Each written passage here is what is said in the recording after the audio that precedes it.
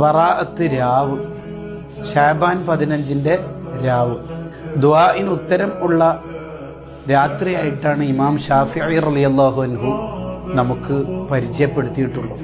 ആ രാത്രി തുടങ്ങിയത് മുതൽ അള്ളാഹു നമ്മളോട് ചോദിക്കുന്ന ഒരു ചോദ്യമുണ്ട്. ആരെങ്കിലും എന്നോട് പൊറുക്കലിനെ തേടുന്നുണ്ടോ? ആവശ്യ നിർവഹണത്തിന് വേണ്ടി ദുആ ചെയ്യുന്നുണ്ടോ? നിങ്ങൾക്ക് എന്തെങ്കിലും വേണോ എന്ന അർത്ഥത്തിൽ അള്ളാഹു ചോദിക്കും. അള്ളാഹു നമ്മളോട് ചോദിക്കാൻ ആവശ്യപ്പെടുന്ന ഒരു രാത്രി വേറെയില്ല.